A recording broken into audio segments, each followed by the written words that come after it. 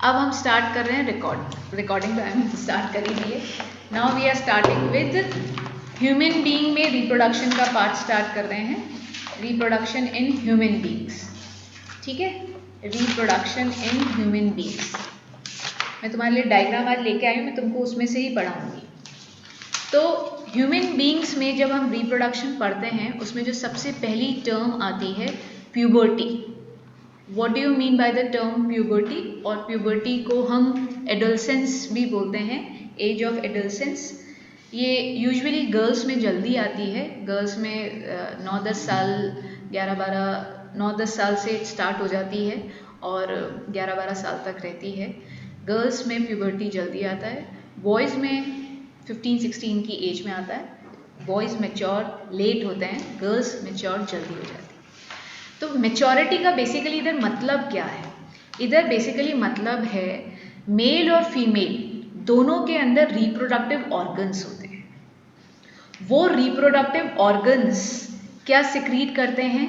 Reproductive organs sex cells secrete करते हैं जिनको हम गैमीट्स बोलते हैं, और हार्मोन सिक्रीट करते हैं। उन हार्मोन को बोलते हैं रिप्रोडक्टिव हार्मोन्स। वो जो हार्मोन्स होते हैं, उन हार्मोन के कारण हमारी बॉडी के अंदर दो तरह के ऑर्गन्स होते हैं। प्राइमरी सेक्स ऑर्गन्स जिनको बोलते हैं, और एक बोलते हैं सेकेंडरी सेक्स ऑर्गन्स। तो जो ये प्राइमरी और सेकेंडरी सेक्स ऑर्गन्स होते हैं, प्राइमरी ऑर्गन आपका हार्मोन सिक्रीट कर रहा है, जिस हार्मोन के कारण आपकी बॉडी के अंदर चेंजेस अपीयर होते हैं। जैसे अगर हम मेल की बात करें तो मेल के अंदर कॉमन अगर पार्ट की बात करें तो हेयर ग्रोथ मेल में भी होती है, फीमेल में भी होती है। जैसे आर्मपिट पे हेयर आना, जेनिटल एरिया पे thigh in between the thigh hair आना। पूरी बॉडी के अंदर फीमेल के भी हेयर ग्रोथ होती है, मेल की कंपैरेटिवली फीमेल से ज़्यादा होती है। तो हेयर ग्रोथ होती है, स्किन अपने आप ऑयली होने लग जाती है। तो ये जो चेंजेस आ रहे हैं, उन चेंजेस के लिए कौन रिस्पॉन्सिबल है? आपकी बॉडी क्या सिक्रीट कर रही है?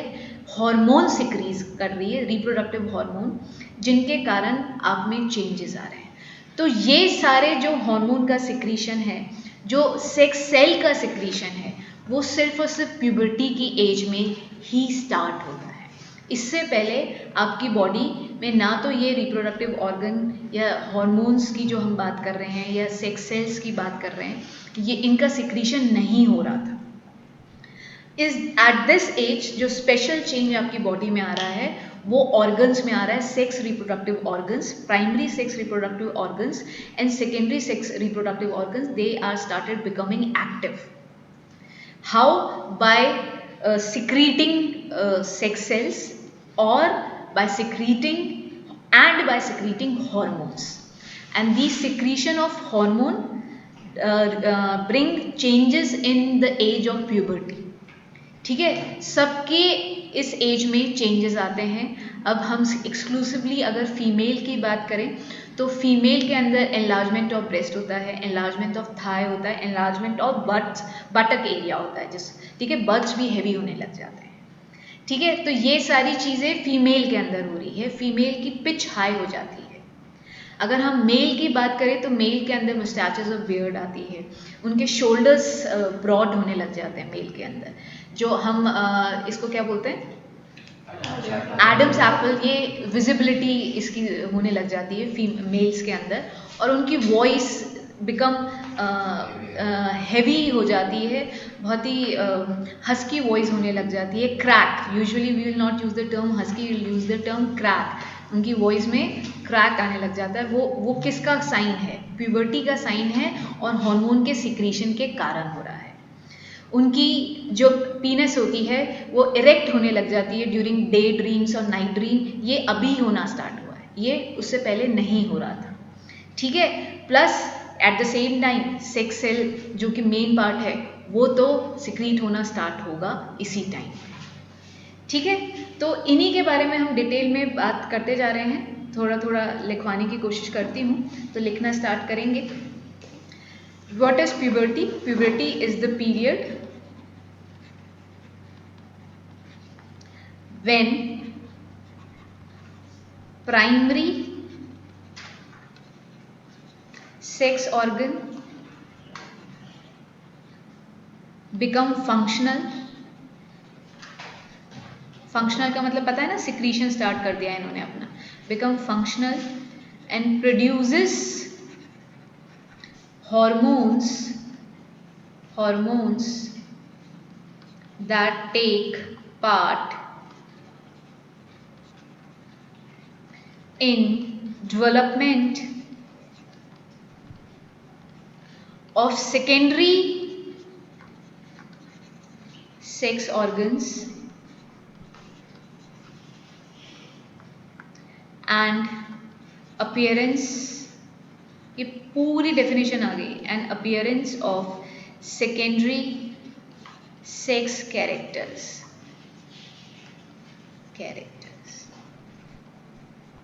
ठीक है. तो जो मैंने अभी आपको बताया वो सब मैंने लिख दिया. प्यूबर्टी क्या है? वो पीरियड है जिसके अंदर प्राइमरी सेक्स ऑर्गन फंक्शनल हो जाते हैं. फंक्शनल का मतलब क्या होता है? They start secreting sex cell. ठीक है, स्पेशलाइज सेल जो कि रिप्रोडक्शन के प्रोसेस में पार्टिसिपेट करते हैं.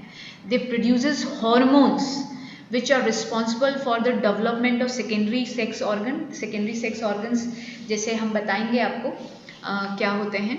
और अपीयरेंस ऑफ सेकेंडरी कैरेक्टर्स हमने डिस्कस किया. आपकी फेस ऑयली होना, पिंपल्स आना, वॉइस गर्ल के वॉइस का पिच हाई हो जाना, फीमेल वॉइस की पिच हेवी पिच नहीं होती है, उनकी वॉइस हेवी हो जाती है. ठीक है. हेयर ग्रोथ की बात करी हमने. एनलार्जमेंट ऑफ ब्रेस्ट की इन फीमेल में बात करी.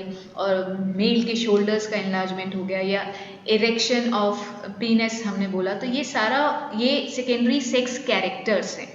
ये कब होना स्टार्ट हुए? प्यूबर्टी की एज में स्टार्ट हुए. ठीक है. तो प्यूबर्टी का मतलब समझ में आता है. अब हम स्टार्ट कर रहे हैं मेल रिप्रोडक्टिव ऑर्गन से. ठीक है. मैं डायग्राम आप लोगों के लेके आई हूँ, मैं स्क्रीन पे दिखाऊंगी आपको. तो उससे क्या होगा, बहुत ज़्यादा बढ़िया तरीके से मेरे हिसाब से समझ में आना चाहिए. ठीक है. तो मेल रिप्रोडक्टिव ऑर्गन से हम स्टार्ट करेंगे. ये टॉपिक बहुत इंपॉर्टेंट है एग्जाम्स के पॉइंट ऑफ व्यू से, क्योंकि ये टॉपिक इसलिए इंपॉर्टेंट बन जाता है because this topic is all about your body, your journal awareness. तो उनको ऐसा लगता है कि बच्चे को एटलीस्ट ये तो पता होना चाहिए. तो यूजुअली इसका क्वेश्चन मेल रिप्रोडक्टिव ऑर्गन या फीमेल रिप्रोडक्टिव ऑर्गन वो देते हैं. मेल रिप्रोडक्टिव ऑर्गन,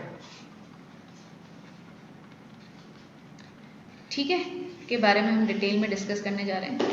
जो मेल रिप्रोडक्टिव ऑर्गन का प्राइमरी ऑर्गन होता है, प्राइमरी ऑर्गन वो होता है टेस्टिस. और इस प्राइमरी ऑर्गन को हम गोनाड भी बोलते हैं. गोनाड्स. ठीक है. GONADS. आराम से देखते हुए लिखिए. प्राइमरी सेक्स ऑर्गन जो होता है, primary organ basically sex organ की बात करें, इसको हम देयर आर 2 टेस्टिस. कितनी टेस्टिस होती हैं? 2 टेस्टिस होती हैं. 2 टेस्टिस आर देयर. और इन ऑर्गन्स को हम क्या बोलते हैं? गोनाड्स भी बोलते हैं. आ रही है बात समझ में? ये क्या प्रोड्यूस करती है? दीज टेस्टिस के बारे में बात करें तो ऑब्वियसली सेल, कौन से? Sex cell. They produces sperm. बहुत ही क्लियर है, तुम लोग सब पढ़ चुके हो, मैं सिर्फ रिवाइज करा रही हूँ. दे प्रोड्यूसेस स्पर्म. स्पर्म क्या होता है? Male sex cell. They produces sperm and hormone named as testosterone. ठीक है. Testosterone is responsible for the secondary characters. जो चेंजेस आ रहे हैं मेल की बॉडी के अंदर, सेकेंडरी चेंजेस जो आ रहे हैं उनके कैरेक्टर्स में. इनफैक्ट बोला जाता है मेल बिकम अग्रेसिव. उनका गुस्सा भी इस एज में चेंज, मूड स्विंग्स तो होते ही हैं इस एज के अंदर. आप बहुत ज़्यादा अपने आप को लेके कॉन्शियस हो जाते हो. मेल भी और फीमेल भी दोनों कॉन्शियस हो जाते हैं. मेल्स में कई बार ऐसा बोलते हैं दे बिकम मोर अग्रेसिव. उनमें गुस्सा तेज हो जाता है. तो वो उसका reason because of this hormone बोलते हैं, टेस्टोस्टेरोन. ठीक है. तो दे प्रोड्यूसेस स्पर्म, टेस्टिस. और इन क्या सिक्रीट कर रहे हैं? ये स्पर्म तो सिक्रीट कर ही रहे हैं, प्लस एक हार्मोन को सिक्रीट करते हैं जो कि आपके बॉडी के अंदर जो कैरेक्टर्स में, आपके अपीयरेंस में जो चेंजेस आ रहे हैं उसके लिए ये टेस्टोस्टेरोन रिस्पॉन्सिबल होता है. ठीक है। ये टेस्टिस एक बैग झोला लाइक स्ट्रक्चर के अंदर होता है, स्क्रॉटम बोलते हैं उसको। मैं पूरा स्ट्रक्चर ही दिखाऊंगी आपको। उसके अंदर ये टेस्टिस प्रेजेंट होते हैं, और ये जो स्क्रॉटम होता है it is present below abdomen, और ये पेनिस इज बिटवीन देम, और जो स्क्रॉटम होता है इसके अंदर टेस्टिस होते हैं, और टेस्टिस के अंदर स्पर्म होते हैं। अब ये जो स्क्रॉटम होता है दैट इज आउटसाइड, बॉडी के बाहर होता है। अब क्वेश्चन ये आता है कि ऐसा क्यों है, ये जो टेस्टिस में जो स्क्रॉटम के अंदर हमने जो टेस्टिस रखे हैं और उसके अंदर जो स्पर्म है, तो ऐसा क्यों किया गया है, स्क्रॉटम को बॉडी के बाहर क्यों रखा गया है? उसका रीज़न ये होता है कि हमारा जो बॉडी का टेम्परेचर होता है उससे 2 या 3 डिग्री थोड़ा सा टेम्परेचर कम चाहिए रहता है for the healthy growth of sperm. Sperm की हेल्दी ग्रोथ के लिए बॉडी टेम्परेचर से थोड़े लो टेम्परेचर पे स्पर्म को प्रोड्यूस किया जाता है। ये जो प्रोडक्शन है ये चलता रहता है। ये दिस प्रोडक्शन एक प्यूबर्टी की जब एज आ जाती है, मेल बॉडी कंटिन्यूसली स्पर्म को प्रोड्यूस करती रहती है। ठीक है, तो जो स्पर्म का हेल्दी प्रोडक्शन, आपने अभी तो आप लोग छोटे हो बट जब थोड़े से बड़े हो गए तो you will come to know कि क्वालिटी हम बोलते हैं, quality of sperm, number of count of sperm, इससे फर्टिलाइजेशन पे बहुत इफेक्ट आता है कि एक दो मेच्योर मेल और फीमेल अगर इस इंटरकोर्स में जाना चाहते हैं and they want to have a baby, तो वो डिपेंड करता है कि स्पर्म की क्वालिटी क्या है और स्पर्म की क्वांटिटी क्या है। जब एक बार इंटरकोर्स करता है मेल और फीमेल का, तो इस इंटीमेट इंटरकोर्स के अंदर millions of sperm Ajax out होते हैं। एजैक्यूलेशन मतलब बाहर निकलने के प्रोसेस को एजैक्यूलेशन बोलते हैं। इतने सारे हुए हैं और फिर भी खाली एक स्पर्म और एक एग मिलके एक जाइगोट ही बनता है। ऐसा क्यों?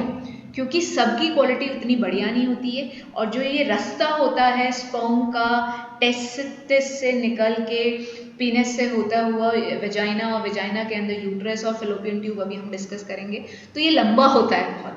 ठीक है, तो इसके अंदर बहुत सारे, वो कहते हैं ना सर्वाइवल ऑफ द फिटेस्ट, तो जो फिट नहीं होता वो तो रास्ते में ही खत्म होते जाते हैं।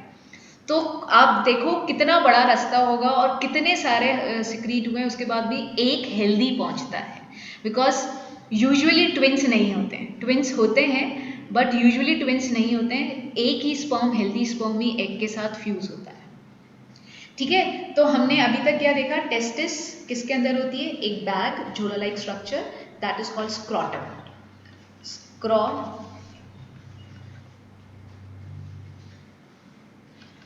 SCROTUM, स्पेलिंग आप लोग भी देख लेना एक बार, फिलहाल तो मैंने सही लिख दी है।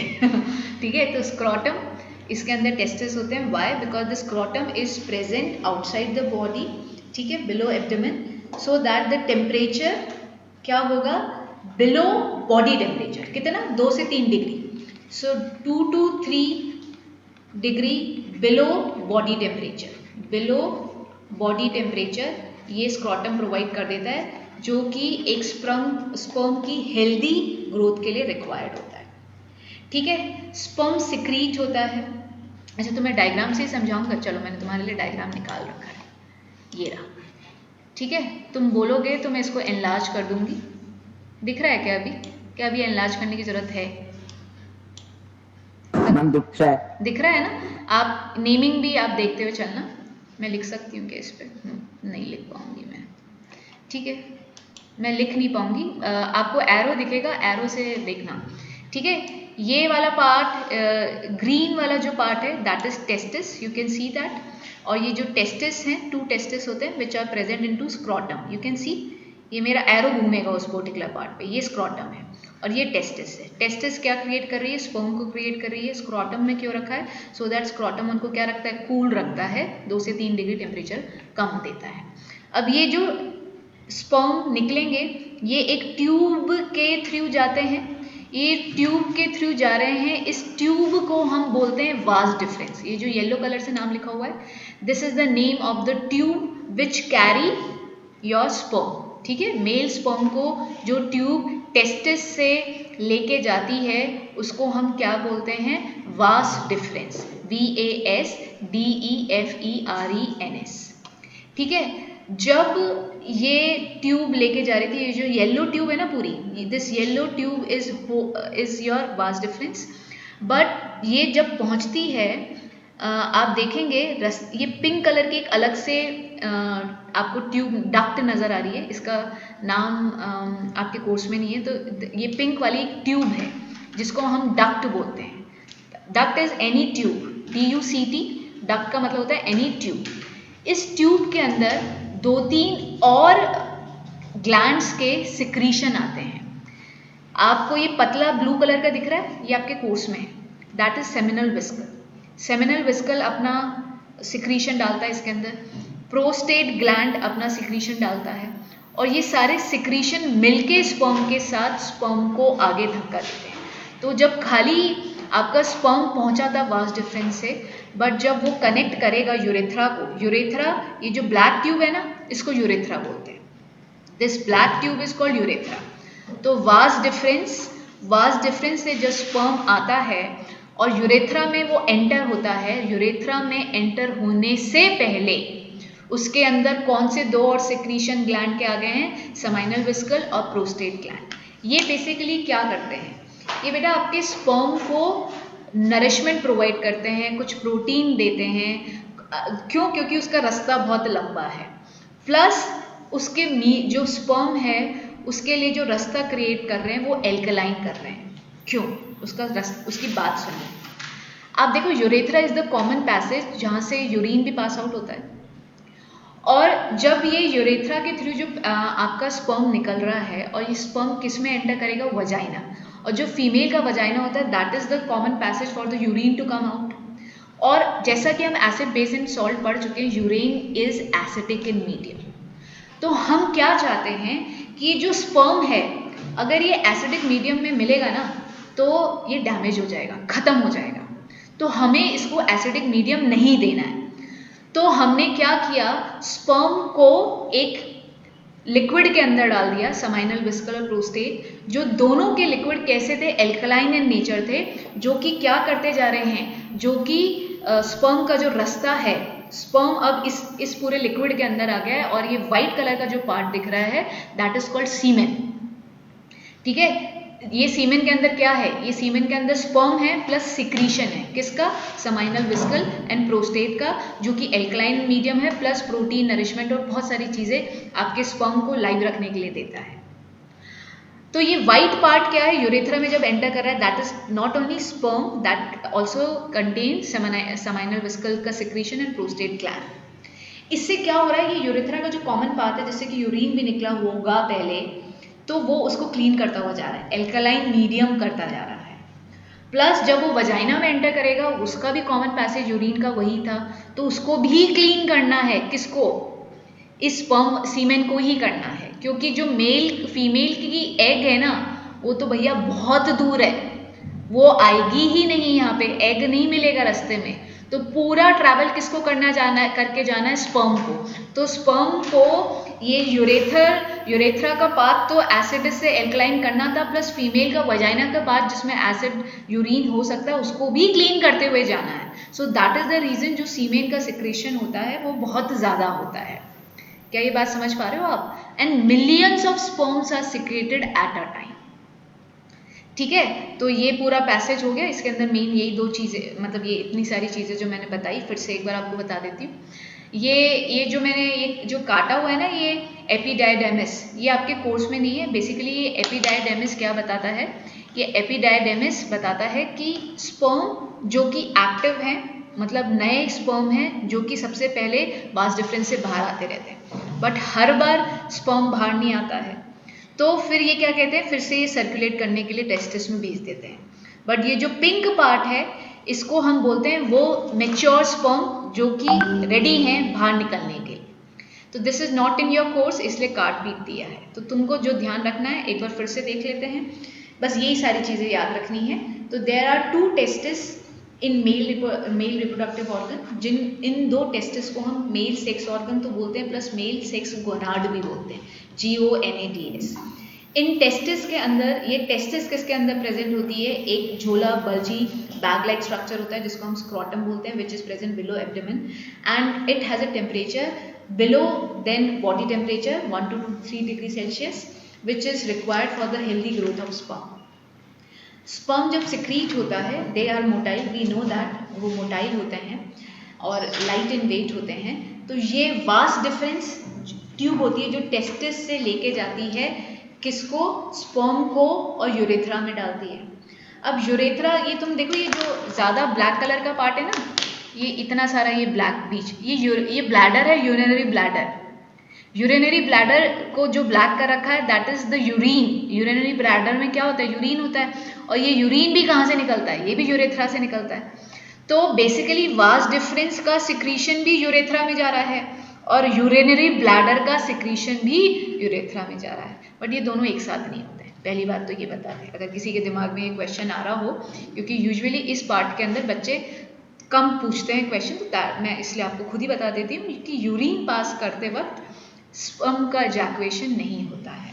ठीक है, स्पर्म एक अलग टाइम पे निकलता है और यूरिन अलग टाइम पे निकलता है. और अगर एक पे निकलेगा तो तुम सोचो ना, स्पर्म एसिडिक मीडियम में जाएगा तो वैसे ही खत्म हो जाएगा, तो ऐसा नहीं होता है. ठीक है, तो बट हाँ, पैसेज सेम है, बट दोनों का समय अलग अलग है. समझ में आ ही रहा होगा होपफुली. ठीक है, तो जब वास्ट डिफरेंस से यूरेथ्रा में एंटर करने वाला होता है, उससे पहले एक मैंने पिंक कलर की, लाइट पिंक पीच कलर की एक छोटी सी डक्ट बताई है. वो डक्ट के अंदर प्रोस्टेट ग्लैंड और सेमिनल वेसिकल का भी सिक्रीशन आ चुका है, जो कि प्रोटीन प्रोवाइड करता है, नरिशमेंट प्रोवाइड करता है, प्लस एल्कलाइन इन नेचर होता है.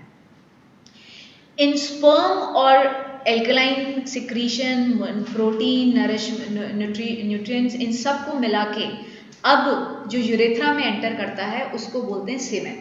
ठीक है, SEMEN, सीमेन. अब ये जो सीमेन होता है ये यूरेथ्रा के थ्रू ट्रैवल करता है. ये क्या कर रहा है, आपके स्पर्म को लाइफ तो रखेगा, नरिशमेंट प्रोवाइड करेगा, प्रोटीन प्रोवाइड करेगा, but at the same time being alkaline in nature, इस पैसेज को क्लीन करता जाएगा. एसिड एंड बेस मिलके क्या करते हैं, एक दूसरे को न्यूट्रलाइज कर देते हैं. तो ये न्यूट्रलाइजेशन का पार्ट कौन कर रहा है, seminal vesicle and prostate gland का alkaline medium.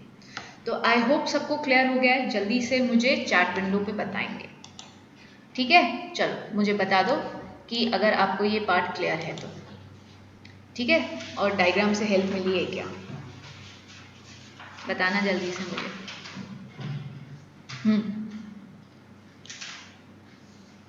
Okay, good, very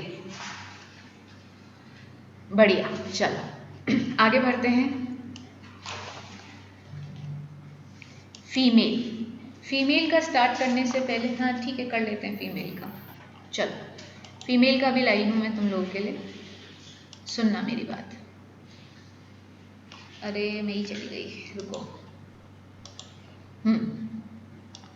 female का सुनो.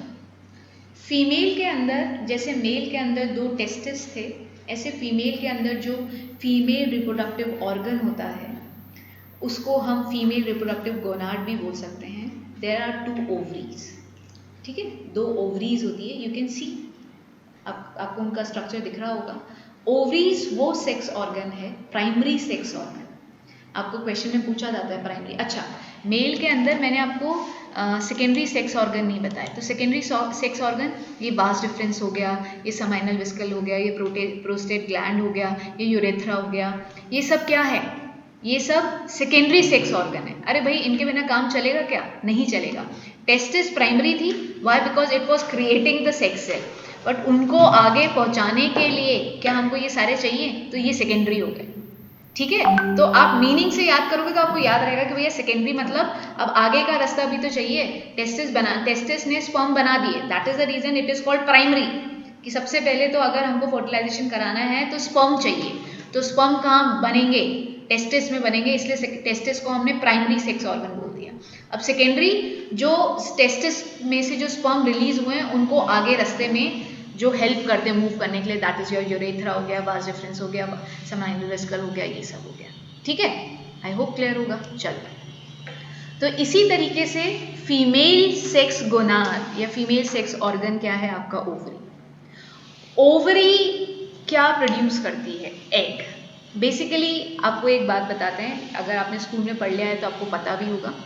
जब एक फीमेल गर्ल चाइल्ड, फीमेल है तो गर्ल चाइल्ड ही है, जब भी एक गर्ल चाइल्ड बॉर्न होती है तो उसकी ओवरी में जो नंबर ऑफ एग्स होते हैं उसी समय प्रेजेंट होते हैं, but they are not mature. तो जैसे मेल के अंदर स्पर्म बनने लगे थे at the age of adolescence, ऐसा फीमेल के अंदर नहीं होता है। फीमेल की ओवरी में जब वो बच्ची पैदा हुई थी ना, जब भी उसकी ओवरी में एग्स थे। ये एक नई चीज़ सुन रहे हो अगर तुम्हारी टीचर ने नहीं बताया तो प्यूबर्टी की एज में होता क्या है, जो एग थे एक एक एग मैच्योर होने लगता है। ठीक है, अब हर महीने एक ही एग मैच्योर होता है। There are 2 ovaries, alternate ovaries की चांस आती है। अगर लेट से लेफ्ट ओवरी ने इस साल एग, इस मंथ को एग रिलीज किया है मैच्योर एग को, तो राइट वाली ओवरी नेक्स्ट मंथ करेगी, फिर लेफ्ट फिर राइट, इस तरीके से चलता जाता है। ऐसा बहुत कम होता है कि दोनों ओवरीज एक साथ एग को, मैच्योर एग को रिलीज कर देती है। बिकॉज जो ट्विंस का पैदा होना है ना, इट इज़ ऑल नेचुरल, मतलब कोई कुछ नहीं कर सकता। तो जो नॉट आइडेंटिकल ट्विंस जो होते हैं ना, एक तो आइडेंटिकल ट्विंस होते हैं, एक नॉट आइडेंटिकल ट्विंस होते हैं। तो जो नॉन आइडेंटिकल ट्विंस जब पैदा होते हैं, जब दोनों ओवरीज एक एक एग को, मैच्योर एग को भेज रही है, और स्पर्म तो भैया हजारों थे, तो स्पर्म जब वजाइना में एंटर करते हैं ना, तो कुछ इस रास्ते कुछ इस रास्ते, अगर इधर एग कोई मैच्योर एग मिल गया तो उससे फ्यूज हो जाएंगे। अब इधर भी तो गए थे, अब जो अनआइडेंटिकल ट्विंस होते हैं वो कुछ एग जो स्पर्म इधर गए थे, और अगर लेट से इट इज़ ऑल कुदरती, इट्स ऑल नेचुरल, कि उसी समय पे एक और इधर से भी आ गया एग और इधर से भी आ गया, तो 2 फ्यूज हो जाएंगे। तो उसमें क्या होगा, अनआइडेंटिकल ट्विंस होते हैं, जो बच्चे होते जैसे हैं सिबलिंग जैसे ही होते हैं, बट वो एक समय पे पैदा होते हैं। दे आर नॉट आइडेंटिकल, उनमें कोई फीचर्स एक जैसे नहीं होते, कुछ भी नहीं होता है। आपको देखा होगा कि बहुत सारे ट्विंस होते हैं जो कि आइडेंटिकल ट्विंस नहीं बोलते हैं। आइडेंटिकल क्यों नहीं है, क्योंकि 2 अलग स्पर्म और 2 अलग एग मिलके हुआ है, तो बस उन दोनों का पैदा होने का समय सेम था। ठीक है, ये क्यों होता है, it is a mystery, it is all natural. ये क्यों होता है इसका कोई रीज़न नहीं है। ठीक है, ओके, चलिए आगे बढ़ते हैं। तो ओवरी, मैंने क्या बताया कि हर एक बच्ची जब जन्म लेती है तो उसके अंदर क्या फिक्स्ड होता है, नंबर ऑफ एग्स उसके अंदर ऑलरेडी होते हैं और वो नंबर फिक्स्ड होता है। दैट इज़ द रीज़न जो फीमेल होती है उनमें एक एज तक ही एग वो सिक्रीट करती हैं, उसके बाद after some at the age of 40-45, अलग अलग डिपेंड करता है, उनमें एग का सिक्रीशन बंद हो जाता है, मतलब their body is not fertile. That is the reason आपने सुना होगा कि बच्चा एक सही एज पे हो जाना चाहिए। रीज़न बीइंग, क्योंकि जो आपकी ओवरी है ना, वो तो एग कुछ एक फिक्स समय तक ही सिक्रीट करेगी, उसके बाद एग ही खत्म हो जाएंगे। ऐसा मेल में नहीं होता है। ठीक है, जब भी 75 साल का आदमी भी बच्चा पैदा कर सकता है क्योंकि उसके स्पर्म नहीं खत्म होते, बट फीमेल में ये रिस्ट्रिक्शंस हैं। ठीक है, बट उनको हम बोलते, उनको आगे बढ़ेंगे। तो फीमेल के अंदर ये रिस्ट्रिक्शंस होते हैं कि उनके एग काउंट फिक्स्ड होता है, और एक एज के बाद, मतलब ऐसा बोलते हैं कि 400, एक फीमेल 400 एग्स पूरी अपनी फर्टाइल एज में सिक्रीट करती है। 400 एग, 400, ठीक है, जो कि मैच्योर एग होते हैं, जो कि फर्टिलाइजेशन में पार्टिसिपेट कर सकते हैं। चलिए, ओवरी से एग निकल रहा है, जैसे उधर वास्ट डिफरेंस थी स्पर्म को ले जाने के लिए, ऑब्वियसली डेफिनेटली इधर भी हमको ट्यूब चाहिए, तो इधर जो ट्यूब है उसके 2 नाम हैं। उसको ओवी डक्ट भी कहा जाता है, बिकॉज क्योंकि वो ओवरी से कनेक्टेड है, that is the reason it is called oviduct. और इसको फेलोपियन ट्यूब भी कहा जाता है। दोनों नाम याद करने हैं, दोनों नाम याद करने हैं। ठीक है, तुम्हें पता है ये ओवी डक्ट और फेलोपियन ट्यूब वो जगह है जहाँ पे आपके स्पर्म को पहुँचना है। अब इमेजिन करो कितना लंबा रास्ता है। ठीक है, सामने दिख रहा है, अभी तो और पार्ट बताएंगे आपको। तो यहाँ इस ओवी डक्ट के अंदर स्पर्म पहुंचेगा, और भैया तुम्हारा एग याद करो ना, तुम्हें पढ़ाया था एग मोटाइल नहीं होता है, हैवी होता है, तो वो कितना दौड़ लेगा, वो तो बस ओवरी से बाहर निकलेगा और तुम्हें फेलोपियन ट्यूब में मिलेगा। ठीक है, तो सारा काम तो स्पर्म को ही करना है पहुंचने का। ठीक है, चलो ओविडक्ट से कनेक्टेड होता है यूट्रस। ये आपको जो वी, अगेन मैं आपको सिर्फ एरो से दिखा सकती हूँ, ये पूरा यूट्रस होता है ये पार्ट। ठीक है, कैन यू सी, ये यूट्रस है। इस यूट्रस के अंदर जब अगर लेट से एक स्पर्म पहुंचा और उधर से एक एग मैच्योर हुआ, दोनों के बीच में फ्यूजन हुआ, जाइगोट बना, तो ये जाइगोट यूट्रस में आके अपने आप को इम्प्लांट करता है। इम्प्लांट करने का मतलब क्या है, अपने आप को कनेक्ट कर लेता है फीमेल की बॉडी से, क्योंकि वो 9 महीने बच्चे को कहाँ रहना है, फीमेल की बॉडी में रहना है, जिसको इंग्लिश में हम यूट्रस बोलते हैं और डे टू डे लाइफ में हम उसको वोम बोलते हैं, बट बायोलॉजिकल टर्म क्या है, यूट्रस। तो वहाँ पे वो एम्ब्रियो आके अपने आप को इम्प्लांट कर लेगा, मतलब कनेक्ट कर लेगा मदर की बॉडी से। ठीक है, अब अगर सिक्रीशन नहीं हुआ, हर बार तो ऐसा होता नहीं है कि एग रिलीज होगा और यहाँ से स्पर्म घुसेगा, मिलेगा ही मिलेगा, तो क्या होता है वो टर्म भी आपको बताते हैं, अभी पहले चलो इसको प्रोसेस को पूरा कर लेते हैं, यूट्रस वाले को। तो यूट्रस में बच्चा अब 9 महीने रहेगा ना। यूट्रस से के बाहर आपको एक लाइनिंग दिख रही होगी, you can see that lining, that is called cervix. ये जो सर्विक्स होती है, जब बच्चे के 9 महीने पूरे हो जाते हैं और उसके बाहर निकलने का समय होता है, this cervix start becoming enlarge, वो अपने आप को बड़ा करने लगती है, because this is the passage जहाँ से बच्चा बाहर निकलेगा। ठीक है, तो ये सर्विक्स के थ्रू वेजाइना के होते होते ये ड्यूरिंग द टाइम, जब राइट टाइम आता है तो इनका एनलार्जमेंट अपने आप चालू होने लग जाता है। ठीक है, मिलीमीटर्स में ही होता है, but they need to enlarge उसी समय के लिए, और बेबी बाहर आ जाएगा। ठीक है, ये तो हो गया पूरा प्रोसेस कि अगर बच्चा है। लेट से अगर स्पर्म हर बार नहीं पहुंचता है और हर महीने एक एग तो मैच्योर हो ही रहा है, अगर एक एग मैच्योर होता है और स्पर्म नहीं पहुंचता है तो क्या होता है, जो ओवरी होती है, ये ओविडक्ट से यूट्रस को कनेक्ट करती है, तो ओवरी मैसेज भेजती है यूट्रस को हर महीने, क्या कि भैया I am about to release one mature egg, तो स्टार्ट प्रिपेयरिंग योर सेल्फ। तो उस समय पे यूट्रस क्या उसको मैसेज मिलता है, तो यूट्रस ये जो रेड कलर का दिख रहा है, this read this read this red, can you see that, मैंने ये एरो से दिखाया। ये क्या होता है, जो यूट्रस की अंदर की लाइनिंग होती है, inner lining, this start becoming thicken, वो ब्लड से भरती जाती है, थिक होती जाती है। Why, because it is preparing itself to hold the fertilised egg. उसको थोड़ा पता है आएगा या नहीं आएगा, बट प्रिपरेशन तो करनी पड़ेगी। तो वो क्या करती है, अपनी इनर लाइनिंग को थिक करने लग जाती है, ब्लड वेसल्स से वो ब्लड से भरती जाती है। अब अगर एग नहीं पहुंच, एग तो जाएगा ही जाएगा, बट स्पर्म नहीं पहुंचा तो ऑब्वियसली फर्टिलाइज एग नहीं आएगा। तो ये जो एग होता है मैच्योर एग, ये जिंदा रहता है 24 आवर्स के लिए, सिर्फ 24 घंटे, उसके बाद इट विल डिमोलिश्ड, वो खत्म हो जाएगा। ठीक है, तो अगर एग खत्म हो गया और यूट्रस ने तो अपने आप को प्रिपेयर किया ही था, उसको पता लग गया कि भाई नहीं आ रहा है, फर्टिलाइज एग नहीं आ रहा है, तो व्हाट विल हैपन, ऑब्वियसली इसको ये जो ब्लड वेसल्स है, जो इसने अपनी यूट्रस को थिक किया इनर लाइनिंग को, इसको ये रिमूव करना पड़ेगा। तो ये रिमूव कैसे होता है, every month after at the age of puberty, उसके बाद क्या होता है, फीमेल के अंदर हर महीने अगर फर्टिलाइजेशन नहीं हो रहा है तो एक साइकिल होती है जिसको हम बोलते हैं मेंस्ट्रुएशन साइकिल। उस मेंस्ट्रुएशन साइकिल में बेसिकली हो क्या रहा है, ये जो इनर लाइनिंग जो ब्लड से भरी थी ना, अब वो ब्रेक डाउन होगी और ये सर्विक्स से थ्रू वेजाइना के थ्रू होते होते ब्लड निकलना स्टार्ट हो जाएगा। ये पीरियड कहाँ से कितने दिन के लिए रहता है, usually it remains for 4 to 6 days, 7 days, maximum 6-7 days की साइकिल होती है।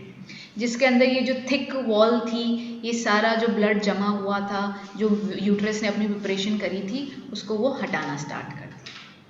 ठीक है, तो ये मेंस्ट्रुएशन साइकिल, इसका मतलब ये है कि जब फीमेल की बॉडी के यूट्रस के अंदर अगर फर्टिलाइज एग है, एम्ब्रियो है, तो उन 9 महीने में ब्लीडिंग नहीं होती है।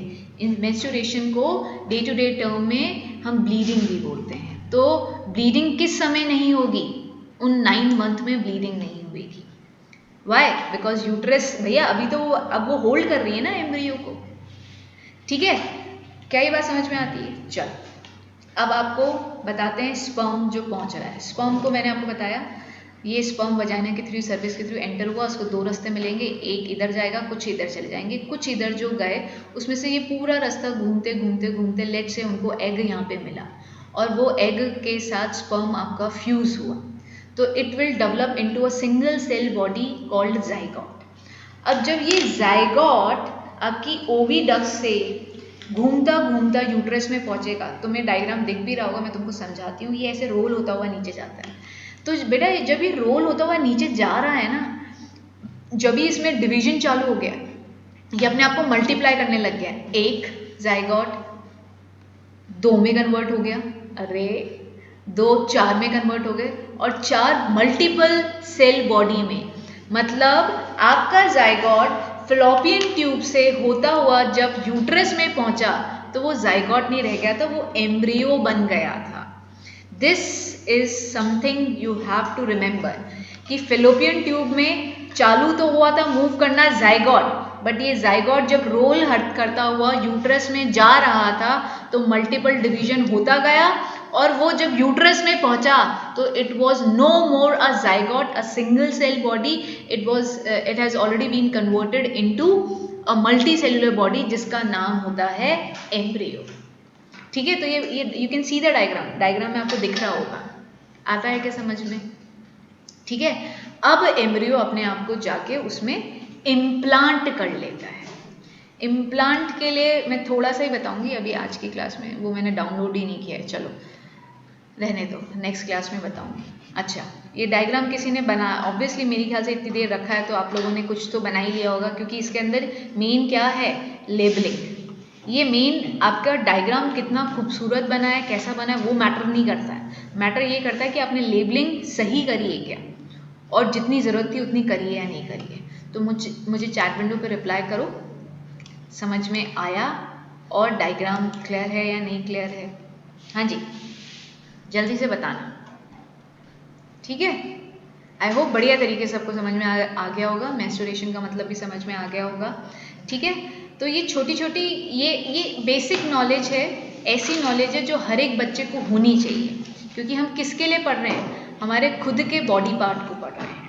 आपके दिमाग में कोई क्वेश्चन आए तो आप पूछ सकते हो। एक चीज़ और बताना भूल गई मैम। हाँ, 1 मिनट रुकना बेटू, फिर मैं भूल जाऊंगी। वैसे आइडेंटिकल ट्विन आपने सुना होगा, देखे भी होंगे।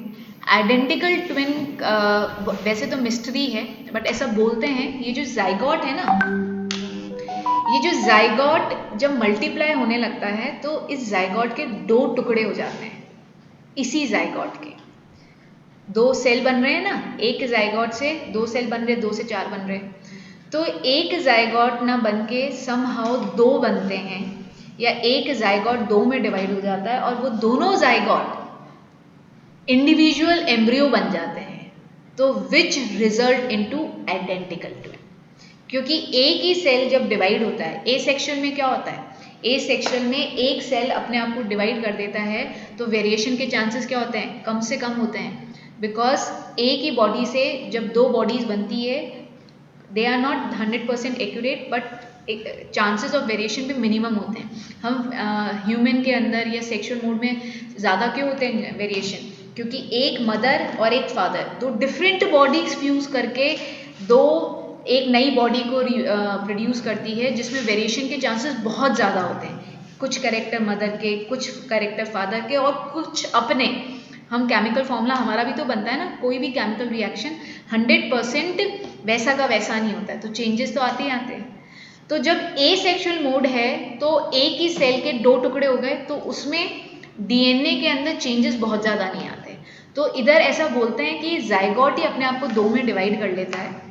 जब ये दो में डिवाइड कर लेता है और ये दो जाइगोट ही दो एम्ब्रियो में बन जाते हैं, क्योंकि जाइगोट सेम थे, डीएनए ऑलमोस्ट सिमिलर थे, तो which result into identical twins. ठीक है, तो आपको दिमाग में आया होगा कि भाई कुछ ट्विंस बिल्कुल आइडेंटिकल होते हैं और कुछ not, they are not identical. The reason is उस केस में दोनों ओवरीज एक एक एग को रिलीज कर रही थी, स्पर्म तो हजारों थे ही, लाखों थे, करोड़ों थे। बट इस केस में आइडेंटिकल ट्विंस में जाइगोट के ही दो टुकड़े हुए। अब चिराग तुम पूछ सकते हो। हाँ जी मैम चिराग। मैं पूछ नहीं रहा था, मैं सिर्फ इतना कह रहा था कि आप इसके नोट्स कब शेयर करोगे। अच्छा, मैं